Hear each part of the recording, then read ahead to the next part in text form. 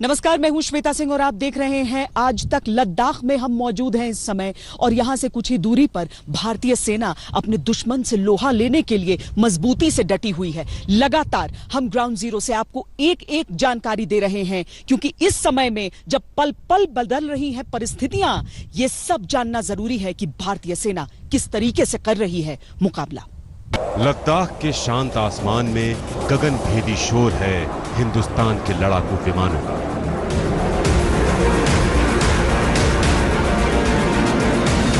लद्दाख में गरजने लगे हैं मिराज 2000 विमान।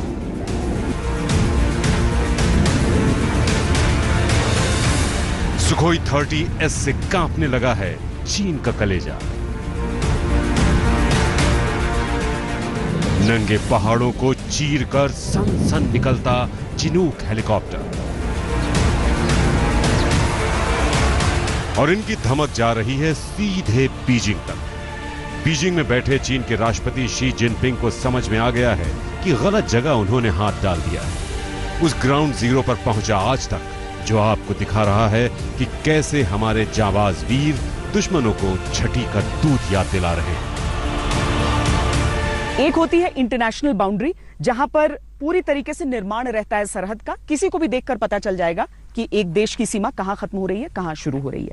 दूसरा, लाइन ऑफ कंट्रोल, जैसा कि पाकिस्तान के साथ हम देखते हैं, कांटेदार तार बीच में बिछे रहते हैं और उससे समझ में आ जाता है कि यह लाइन ऑफ कंट्रोल है।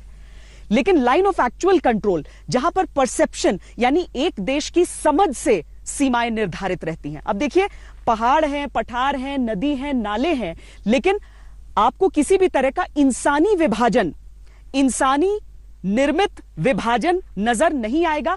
प्राकृतिक विभाजन है, और प्राकृतिक विभाजन के कारण दोनों देशों की सेनाएं जहां तक पहुंचती हैं, जहां तक पेट्रोलिंग करती हैं, जो उनकी एक तरह से ऐतिहासिक समझ आ रही है, उसमें चीन किस तरीके से एक एक कदम करके और अपनी सीमा को बढ़ाने का प्रयास करता है। उसकी नीति भी कही जाती है, 2 कदम वो आगे जाए और 1 कदम वो पीछे खींचे, फिर भी 1 कदम उसका हो जाता है। लेकिन इस नीति को खत्म करने की लड़ाई अब चल रही है। लाइन ऑफ एक्चुअल कंट्रोल कैसे परिवर्तित हो सकता है एक ऐसी सीमा में जहां के आगे कोई झंझट ही न रहे।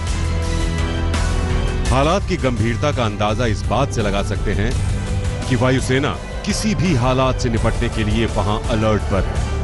बुधवार देर शाम वायुसेना प्रमुख RKS भदौरिया ने जाकर लेह एयरबेस का दौरा किया। इनका यह दौरा chief of defence staff general Bipin Rawat और army chief general MM Naravane से मुलाकात के बाद हुआ है। वायुसेना ने मिराज 2000 की फ्लीट को लद्दाख के पास तैनात कर दिया है, जिसका इस्तेमाल बालाकोट एयर स्ट्राइक में हुआ था। सुखोई 30 को पहले से अलर्ट पर रखा गया है, जिन्हें ऊपर के एयरबेस पर तैनात किया गया है। ऐसे ही मुश्किल हालात में मदद के लिए अपाचे और चिनूक जैसे सैनिक हेलीकॉप्टर लगातार मंडरा रहे हैं। Mi-17V5 मीडियम लिफ्ट हेलीकॉप्टर भी वहां जरूरी सामान पहुंचाने के लिए मौजूद है। पूर्वी लद्दाख में भारत और चीनी सेनाओं के बीच बढ़ते सैन्य तनाव के साथ ही भारतीय सेना के साथ अब वायुसेना भी हाई अलर्ट पर है।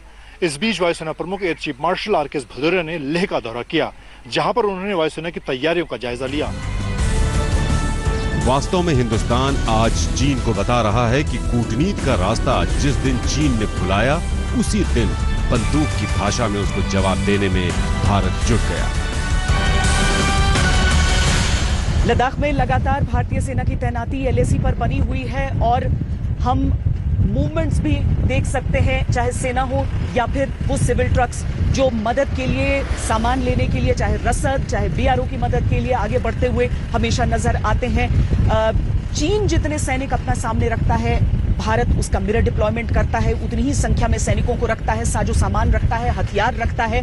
कोशिश यही है कि किसी भी तरह की कहीं पर भी कोई कोताही नहीं और बिल्कुल तेजी से आगे उस हिसाब से बढ़ते जाएं। क्योंकि बातचीत लगातार बेनतीजा निकल रही है, कुछ उसमें से खास निकल कर नहीं आ रहा है, लेकिन इस सब के बीच भारत को चीन पर बिना विश्वास किए हुए, उसकी तरफ से बातें बहुत कही जाएंगी, लेकिन बिना विश्वास करते हुए अपनी सैन्य तैनाती बिल्कुल दुरुस्त रखनी है। नियंत्रण रेखा पर जवान लड़ रहे हैं, तो यहाँ नई दिल्ली भी इसी भाव में काम कर रही है कि पूरा हिंदुस्तान आज एकजुट है। राजनीतिक दलों ने अपनी राजनीति से ऊपर उठकर प्रधानमंत्री नरेंद्र मोदी की सर्वदलीय बैठक में हिस्सा लिया, जिससे एक ही ध्वनि निकली कि चीन के खिलाफ हिंदुस्तान एक है। साथ ही अपने हर जवान की शहादत में गिरे एक एक कतरा लहू का हिसाब होगा। न वहां कोई हमारी सीमा में घुस आया है, न ही कोई घुसा हुआ है, न ही हमारी कोई पोस्ट किसी दूसरे के कब्जे में है। लद्दाख में हमारे 20 जाबाज शहीद हुए, लेकिन जिन्होंने भारत माता की तरफ आंख उठाकर देखा था, उन्हें वो सबक सिखा कर गए हैं।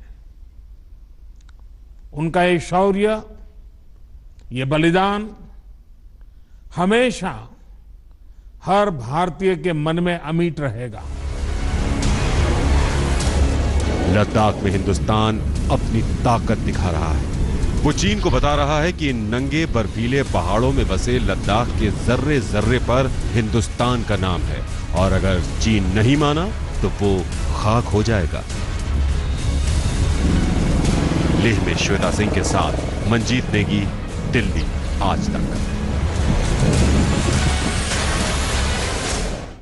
पेंगोंग सो हो या फिर गलवान घाटी, भारतीय सेना हर जगह मजबूती से तैनात है। वायुसेना आसमान से निगहबानी में जुटी हुई है। इस सब के बीच एक ही संदेश जा रहा है कि 2020 में आज हम हैं। 1962 से लेकर आज तक 58 साल बीत चुके हैं। बहुत कुछ बदल चुका है।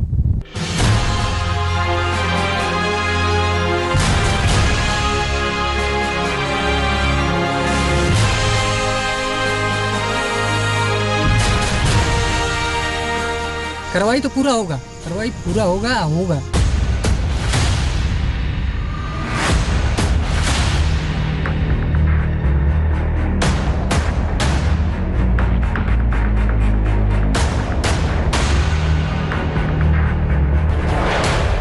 आक्रोश की ये आग चीन की घुसपैठ वाली सेना को भस्म कर देगी। गलवान घाटी में जिस तरह चीनी सैनिकों के धोखे से हमारे 20 जांबाज वीरों को शहादत देनी पड़ी, उसके बाद से बदले की आग नियंत्रण रेखा पर सुलग रही है। गलवान वैली के जिस पेट्रोलिंग पॉइंट 14 पर चीनी सेना ने अपना धोखेबाज रंग दिखाया था, अब हिंदुस्तान की जाबाजी वहीं पर दिख रही है।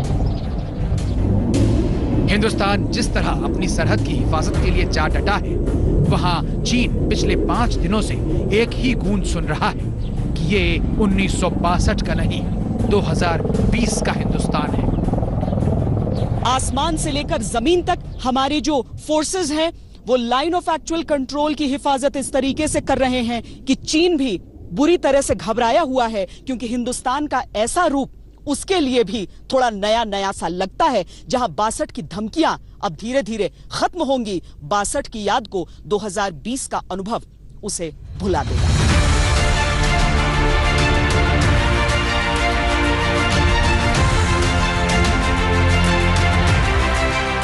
अब आप लद्दाख के उन इलाकों का भूगोल समझ लीजिए जहां चीनी सैनिकों से आज हमारी फौज लोहा ले रही है।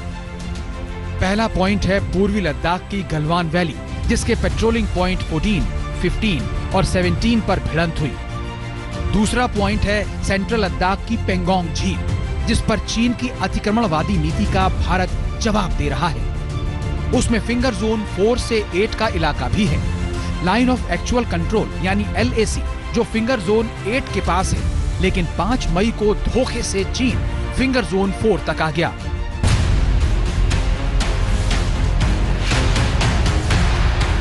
इस पर बातचीत भी चल रही थी, लेकिन अब हिंदुस्तान को समझ आ चुका है कि चीन की बात पर भरोसा नहीं किया जा सकता। वैसे इस बीच भारत का दबाव पड़ा तो चीन ने हमारे 2 मेजर समेत 10 जवानों को रिहा कर दिया, जिन्हें बंधक बनाया गया था। लद्दाख में ये सारा झगड़ा हिंदुस्तान की बढ़ती ताकत से चीन में मची खलबली की उपज है। लेकिन हिंदुस्तान ने चीन को साफ साफ कह दिया कि पेंगोंग झील, दौलत बेग ओल्डी और डेमचौक में वो इंच भर पीछे नहीं हटेगा। मैं आपको भी आश्वस्त कर रहा हूं कि हमारी सेना देश की रक्षा के लिए कोई कसर नहीं छोड़ रही है। डिप्लॉयमेंट हो, एक्शन हो, काउंटर एक्शन हो, जल थल नभ में हमारी सेनाओं को देश की रक्षा के लिए जो करना है वो कर रही है। आज हमारे पास ये कैपेबिलिटी है कि कोई भी हमारी एक इंच जमीन की तरफ आंख उठाकर भी नहीं देख सकता। आज भारत की सेनाएं हर सेक्टर में एक साथ मूव करने में पूरी तरह सक्षम है। यहां चीन को भारत की ओर से सड़क बनाने पर मिर्ची लग गई थी।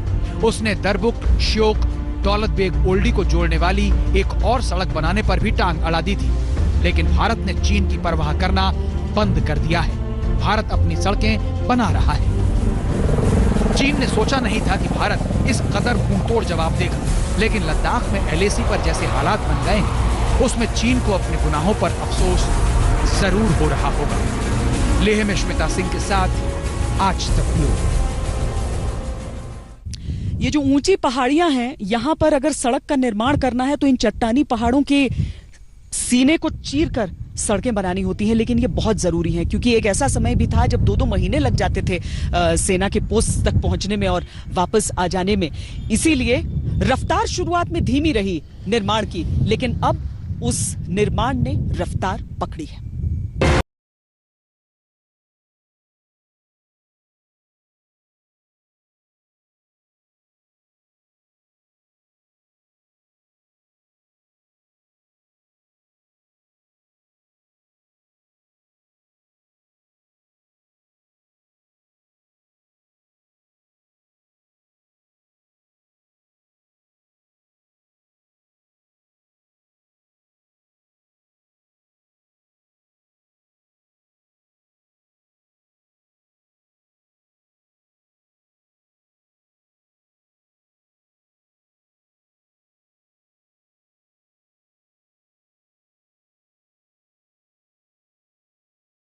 लद्दाख बनाया और हम उसे बाकी की दुनिया से जोड़ते हैं। दरअसल अगर हम इस क्षेत्र में देखें तो बॉर्डर रोड ऑर्गेनाइजेशन की भूमिका बहुत बड़ी रही है। हजारों फीट की ऊंचाई पर सड़क का निर्माण ऐसे चट्टानी पहाड़ों को तोड़कर इन परिस्थितियों में उन मजदूरों को लाकर बहुत ज्यादा मुश्किल है, लेकिन यही हमारी लाइफलाइन है, हमारी सेना की लाइफलाइन है, क्योंकि जब भी सरहदों पर जरूरत होती है तो बहुत आवश्यक होता है कि सेना, हमारा साजो सामान फौरन वहां तक पहुंच सके। चीन के धोखे वाली गर्दन तक अपनी ताकत के हाथ पहुंचाने के लिए भारत ने इस तरह सड़कें बनानी शुरू की। सबसे महत्वपूर्ण सड़क है दरबुक, श्योक, दौलत बेग ओल्डी यानी DSDBO सड़क, जो लेह से अक्साई चीन की सीमा पर दौलत बेग ओल्डी को जोड़ती है। यह सड़क चीन की सीमा से 9 किलोमीटर पहले तक पहुंची हुई है। 255 किलोमीटर लंबी सड़क में 220 किलोमीटर तक का निर्माण 2019 में पूरा हो गया था और बाकी का काम चल रहा है। आज की इन सड़कों की बुनियाद तब स्थानीय लोगों ने रखी थी, जिनमें एक थे मुंशी अली। तब साधन नहीं थे, लेकिन हिंदुस्तान के मुंशी अली का हौसला ऐसा था कि घोड़े से जाकर सड़क बना आते थे। लद्दाख में केवल 2 लोगों पर गाने बने हैं, गीत बने हैं। उनमें से एक है वो व्यक्ति जिन्होंने लद्दाख की कठिन परिस्थितियों में एक जगह से दूसरी जगह जाने के रास्ते को आसान किया, या यूं कहें कि रास्तों को बनाया, मुंशी अली। उनके नाम पर गाने भी हैं और ऐसा समझिए कि DBO की अगर हम आज बात करते हैं तो वहां तक की सड़क की सोच हो या उसका निर्माण हो, उसमें वो लगे रहे। उनके पोते हैं आप। अभी जो पहले वो दौलत बेग घोड़े पे जाते थे, वहाँ सामान लेते थे, जो वहाँ गया उनको पता है कि वो रोड किस तरह बना है। कहते हैं वहाँ पहाड़ पे सुराख बना के, वहाँ सरिया लगा के, फिर उसके ऊपर पत्थर बिछा के वहाँ रोड, अभी भी वो रोड तैयार है। एक कहते हैं लोकल एक कॉन्ट्रैक्ट ठेकेदार था, उसी ने ये सारा नुब्रा श्रीनगर रोड वो दौलत बेग को वो बनाया। इस सड़क का बन जाना चीन की आंखों में खटक रहा है, क्योंकि 14,000 फीट की ऊंचाई पर यह सड़क लद्दाख के आखिरी गांव श्योक तक जाती है और उसके पास ही है दौलत बेग ओल्डी, जो चीन के जिनजियांग प्रांत से अलग होने वाले काराकोरम पास के नजदीक है। 16,000 फीट की ऊंचाई पर उस पहाड़ी मैदान पर भारतीय वायुसेना की सप्लाई के लिहाज से एडवांस लैंडिंग ग्राउंड की लोकेशन है।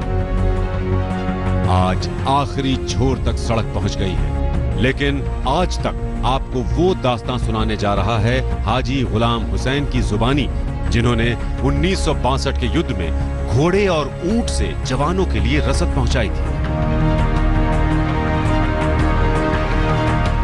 लद्दाख किस तरीके से बदला है, किस तरीके से सीमाओं से हमारी कनेक्टिविटी बढ़ी है, उसे समझने के लिए जरा हम आपको दशकों में पीछे ले जाएंगे, क्योंकि इस समय हमारे साथ हाजी गुलाम हुसैन मौजूद हैं, जो कि सेना की मदद के लिए भी, और अगर आप ये तस्वीर भी देखें तो 1962 की, जब ये ले जाया करते थे पूरा रसद, हम उनसे समझते हैं कि उस समय कितना टाइम लगता था वहां तक पहुंचने में, किस तरह का वो इलाका था, किस तरह की इन्हें मुश्किलें सामने आती थी, उससे आप वर्तमान को बहुत हद तक समझ पाएंगे। पहले हम लोग यहाँ से जाता है जो उधर पड़े पर जाता है ना, हाँ। सामान उठा के आर्मी साथ जाता है, बाकी बहुत जाता तो बहुत घोड़ा है, 200-300 घोड़ा जाता है, ऊँट कम जाता है, ऊँट सिर्फ ये 10-15 ऊँट जाता है, मेरे पास था बस, बाकी किसी का ऊँट नहीं जाता है उधर।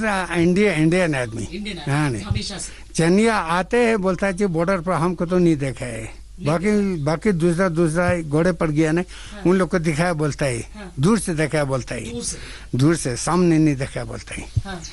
हाँ। वहाँ पर कैसा है गलवान वैली, कैसा दिखता है, कैसा है इलाका? है क्या जनाब, पूरा नाला है, बस पत्थर पहाड़ तो है। सर्दियों में जाते हैं, सर्दियों में बसंत की बाद में ये भी गया है। हाँ, बसंत में नहीं गया है, उससे पहले भी एक दफे के बाद सर्दियों में इधर से जाता है, गर्मियों में यहाँ से जा नहीं पकता है, पानी आता है बोर, पता नहीं इस मौसम तो यही होगा। हाँ, ऐसा ही होगा। अभी इस टाइम तो अभी गाड़ी चलता है नहीं, हाँ। नहीं तो अभी इस टाइम से थोड़ा ये जून जुलाई में पानी आता है, बहुत पानी आता है जी। अच्छा। फिर जा नहीं पकता है, फिर नुब्रे से जाता है। यहाँ एक गांव से दूसरे गांव की दूरी बहुत ज्यादा है, लेकिन इन गांवों की आंखों ने चीन की चालबाजी और धोखे को बार बार देखा है। अब बदले हालात में हिसाब बराबर हो रहा है। एलएसी तक जाते जाते जो गांव होते हैं, ऐसी कच्ची सड़कें आपको दिखेंगी हर जगह। बातचीत ये चल रही है कि क्या इन सड़कों को भी पक्के तौर पर निर्मित किया जाए, ताकि अगर सैनिकों को एक वैकल्पिक रूट की जरूरत हो तो वो इस सड़क का इस्तेमाल भी कर सकें, इस वैकल्पिक सड़कों का इस्तेमाल कर सकें। जो घर हैं जो गाँव के, वो देखिए इसी तरीके से ऐसे ही रहते हैं। यहाँ से पूरा आप एक्चुअल कंट्रोल तक, लाइन ऑफ एक्चुअल कंट्रोल तक देख लेंगे तो ऐसी एक मंजिल के मकान होंगे, आपको लगभग ईंट से बने हुए, हल्का पीला रंग भी कभी दिख जाएगा, ताकि आप प्रकृति के साथ आप घुले मिले हुए से नजर आते हैं। लेकिन घर सारे एक झुंड में एक साथ गांव में रहते हैं।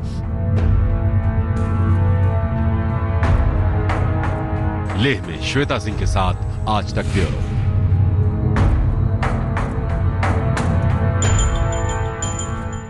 उन्नीस से लेकर आज तक बहुत कुछ बदला है। उस समय उस मौसम में लड़ने के लिए हमारी सेना के पास वो कपड़े नहीं हुआ करते थे। कैनवस के जूते पहनकर हमारी सेना इस ऊंची चढ़ाई को नापती थी और उसके बाद चीन से मुकाबला करती थी।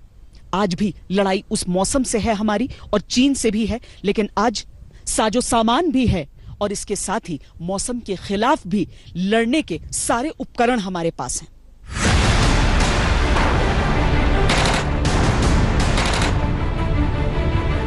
लद्दाख ने चीन के धोखे का धक्का पहली बार 1962 में महसूस किया। तब गलवान नदी पर चीन ने अपना कब्जा दिखाया, जबकि वो शुरू से भारत का हिस्सा रहा था। अब 58 साल बाद चीन फिर से वही हेकड़ी दिखाना चाह रहा है, लेकिन हमारे वीर सैनिक हर हाल में अपनी मिट्टी की हिफाजत के लिए डटे हैं। पहाड़ों को अगर आप देखें तो इस पे किसी भी तरह की आपको ग्रीनरी नजर नहीं आएगी। और जिन चुनौतियों की हम बात करते हैं कि ग्रीनरी न होने के नाते, इस तरह की नंगी पहाड़ियां होने के नाते, इस ऊंचाई पर, इतनी 1000 फीट की ऊंचाई पर क्या दिक्कतें आती हैं, सांस लेने में किस तरह का दबाव रहता है, प्रेशर रहता है, और क्यों बहुत ज्यादा आपको तंदुरुस्त रहना होता है, सेहतमंद रहना होता है, फिट रहना होता है। और तभी इन ऊंचाइयों पर न सिर्फ आपको ये पहाड़ियां नहीं चढ़नी है, आपको इन पहाड़ियों पर लड़ाई लड़नी है, युद्ध लड़नी है। और चीन ने क्या कोशिश की है कि इसी तरीके से जो वैली को सराउंड करती हुई जो पहाड़ियां हैं, उनकी ऊंचाई की जगहों पर वो अपनी जगह ले ले। यहाँ पर दरअसल सिविल मूवमेंट की इजाजत नहीं होती है। एक गांव तक वो इलाका है। हम जो आपको दिखा रहे हैं हिस्सा, लगभग आप समझ लीजिए कि ऐसी ही नंगी पहाड़ियां, ऐसी ही चोटियां रहती हैं जहां पर हमारे सैनिकों को डिप्लॉय होना होता है, जहां पर उन्हें हमेशा तैनात रहना होता है, इस मौसम के खिलाफ भी लड़ाई लड़ते हुए और उस चीन के खिलाफ भी लड़ाई लड़ते हुए। 20 अक्टूबर की सुबह गलवान सेक्टर में चीन ने अचानक भारतीय चौकियों पर निशाना बनाना शुरू किया। तब भारत ने सोचा कहां था कि चीन दोस्ती की पीठ में दगाबाजी का खंजर चुभोने वाला है। फिर भी हमारे जाबाज फौजी 24 घंटे तक उनका मुकाबला करते रहे। उस वक्त वहां 68 वीर सैनिक थे, जिनमें 36 जवान लड़ते लड़ते वतन पर निसार हो गए। बावजूद इसके कुछ सैनिक श्योक और गलवान नदी के संगम तक पहुंचने में कामयाब रहे। तब देश के दूसरे हिस्सों से सैनिकों को पहुंचाने का रास्ता नहीं था। अब वो रास्ता बहुत आसान हो गया है। बीआरओ ने अपनी तरफ से जिस तेजी से यहाँ पर काम किया है और जिस तरीके से यहाँ पर आपको सरहद की ओर जाती हुई अच्छी सड़कें दिख जाएंगी, वो वाकई उस रिजॉल्व को दिखाता है, उस हिम्मत को दिखाता है कि किस तरीके से पहाड़ों के सीने को चीर कर भी हम जल्द से जल्द इस तरह की सड़कें बना सकते हैं, इस तरह की सड़कों का निर्माण कर सकते हैं कि हमारी सेनाओं को कभी भी आगे बढ़ने में किस तरह की दिक्कत न आए। लेकिन ये काम इतना देरी से शुरू हुआ, आजादी के बाद से या फिर 62 के बाद से भी हम कहें कि वो रफ्तार नहीं आई कि आज भी अगर सरहद पर हमें वो तेजी चाहिए तो निर्माण कार्य बहुत बढ़ाना होगा। 58 साल में बहुत कुछ बदल गया। भारत की शक्ति बदल गई, वो बढ़ गई, लेकिन इसी अनुपात में चीन की साजिश और धोखेबाजी भी बढ़ गई। लेह में श्वेता सिंह के साथ आज तक ब्यूरो। लद्दाख के वो 7 पॉइंट्स जिन पर चीन से रहता है तनाव, दिखाएंगे इस ब्रेक के बाद। आप देखते रहिए आज तक। नमस्कार, मैं हूं अंजना ओम कश्यप। हमें उम्मीद है ये वीडियो आपको पसंद आया होगा। लेटेस्ट खबरों के लिए यूं ही देखते रहिए आज तक, और इस वीडियो के पसंद आने पर लाइक, शेयर एंड सब्सक्राइब करना ना भूलें।